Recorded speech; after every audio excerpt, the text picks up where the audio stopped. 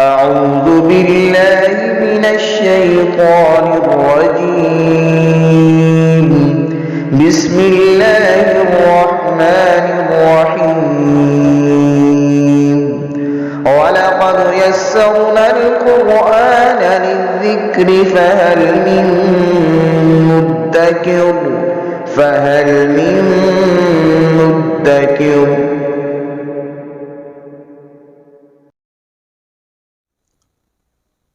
بسم اللہ الرحمن الرحیم. سورہ نساء کی 122 نمبر آیہ مبارکہ ہے. اعوذ باللہ من الشیطان الرجیم. بسم اللہ الرحمن الرحیم.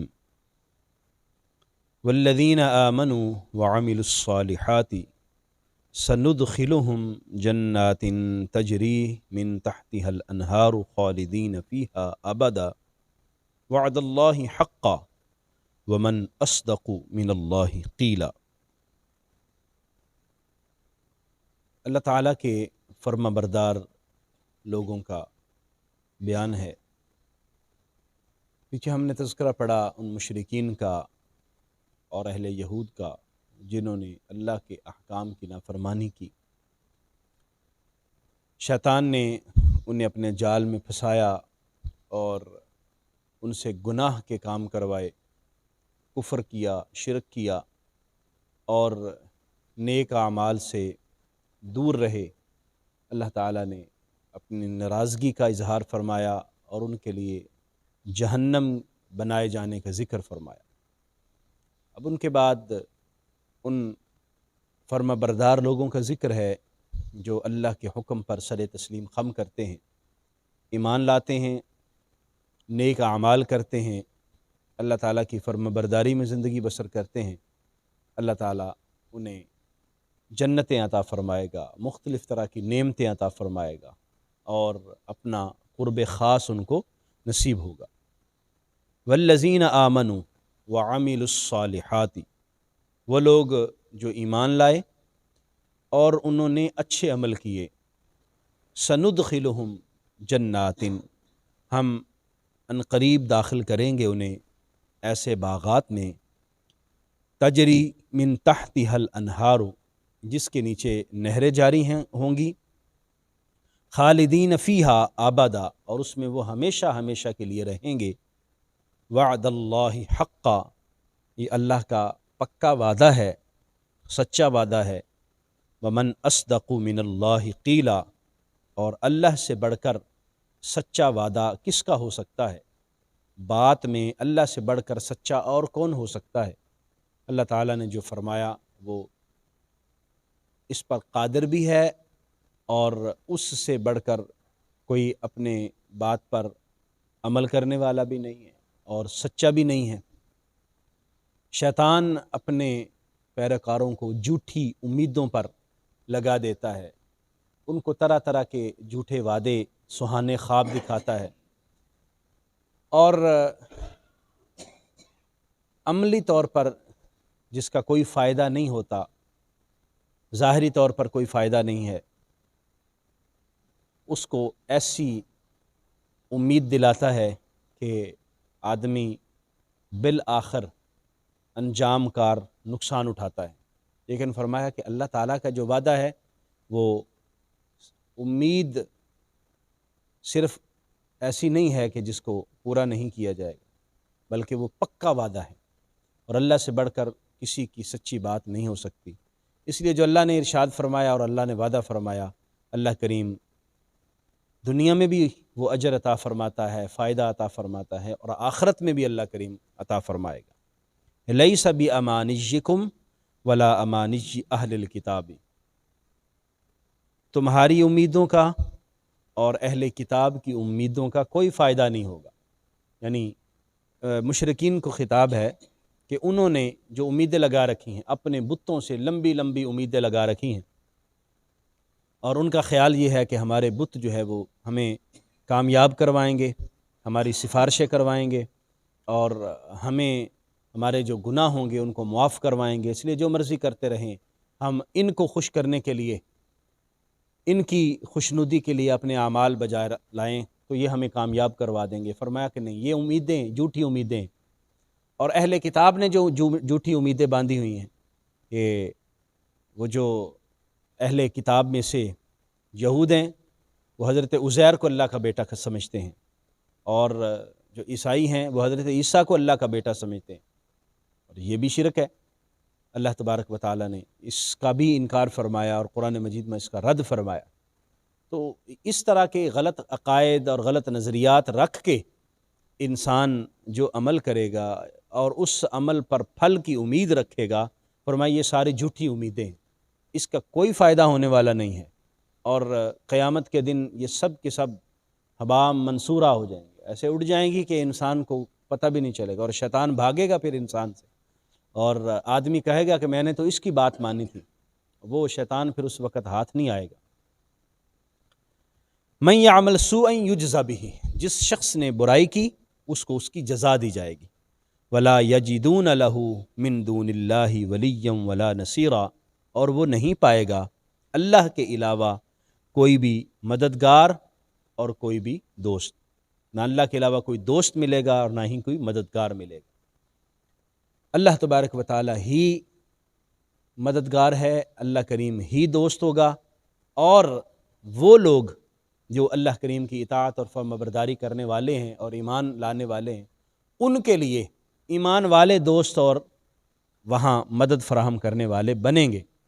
قیامت کے دن ایک ایمان والا دوسرے ایمان والے کو فائدہ پہنچائے گا، یہاں تک کہ اگر کسی نے کسی کو وضو بھی کروایا ہوگا تو وہ بھی اللہ کی بارگاہ میں سفارش کرے گا کہ اس نے مجھے وضو کروایا، اس نے میرا فائدہ کیا۔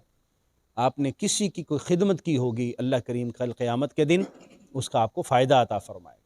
تو اللہ کے علاوہ نہیں، یعنی یہ ساری توفیقات اللہ نے ہی عطا فرمائی ہے نا، اور ایمان اس کے لیے ضروری ہے۔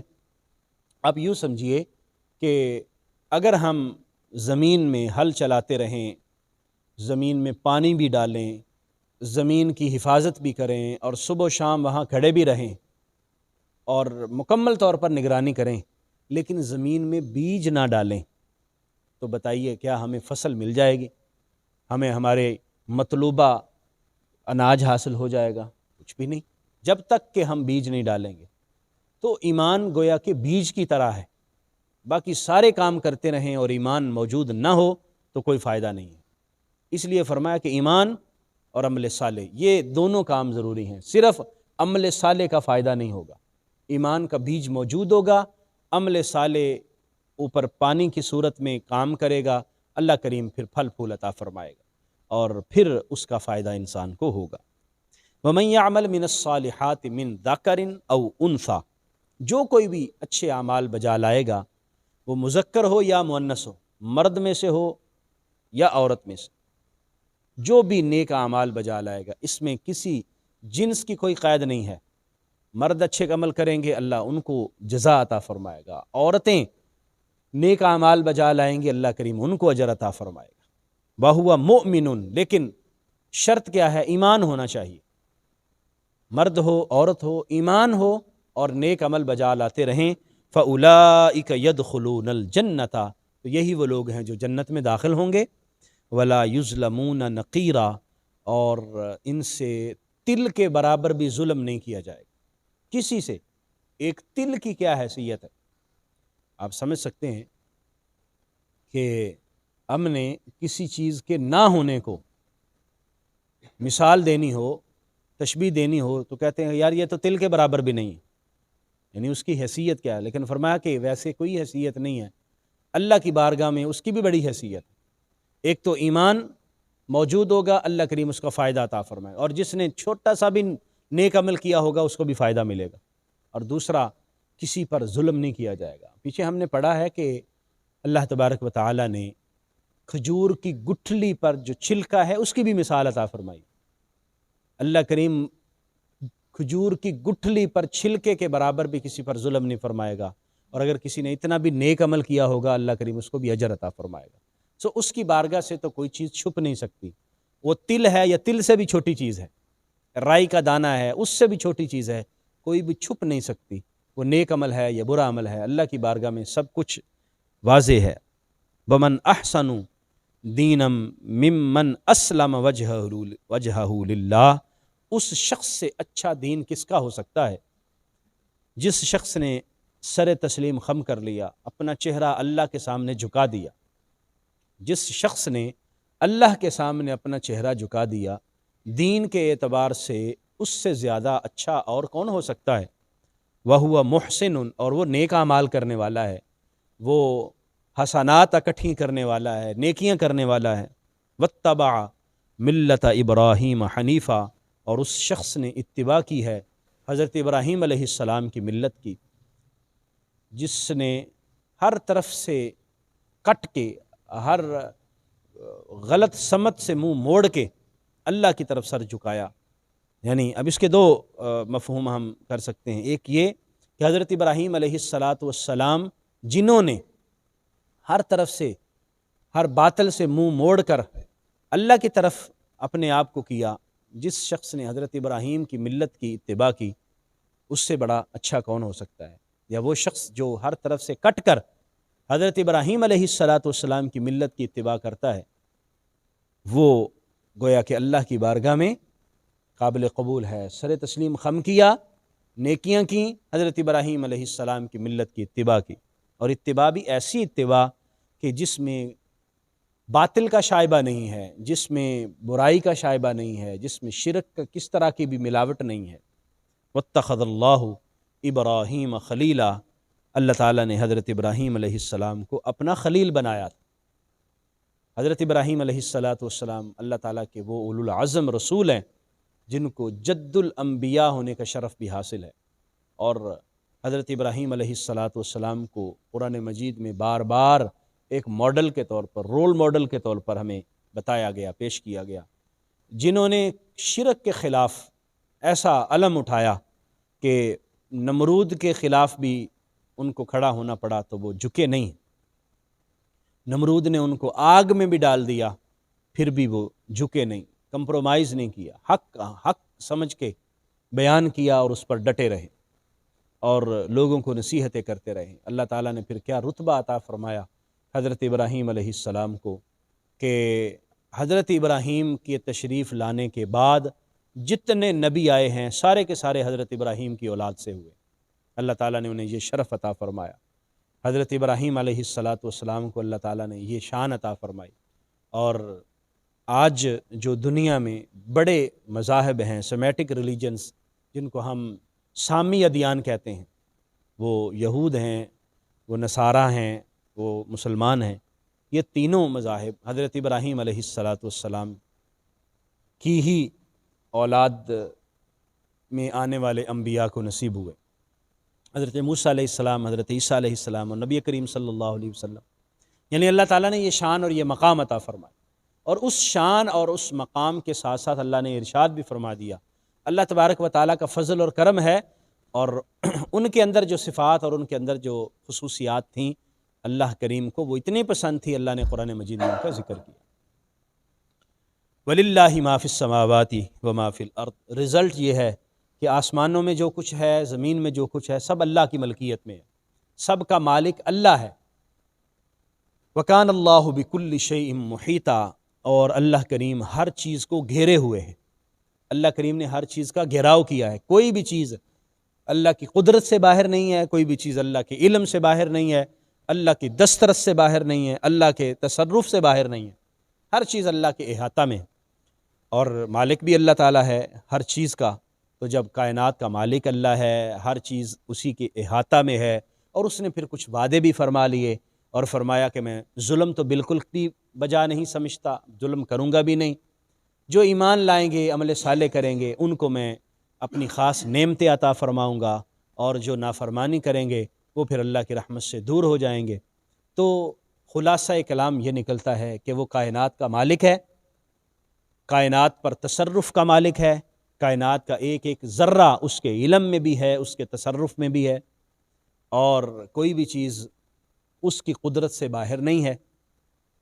پھر اس نے ہمیں حکم دیا ہے کہ میری اطاعت کرو، فرمانبرداری کرو، تمہیں یہ انعام ملے گا. تو جو اس بات پر قادر ہے وہ حکم دے رہا ہے. تو بندہ مومن کو یہی چاہیے، انسان کو یہ چاہیے کہ وہ بندہ مومن بنے، اور پھر جب بندہ مومن بن جائے پھر اس کو چاہیے کہ وہ اطاعت اور فرما برداری کے ساتھ اپنی زندگی بسر کرے۔ اسی میں دنیا کی بہتری بھی ہے، اسی میں آخرت کی بہتری بھی ہے۔ اللہ کریم ہمیں توفیق عطا فرمائے، آمین۔ وآخر دعوایا ان الحمد للہ رب العالمین۔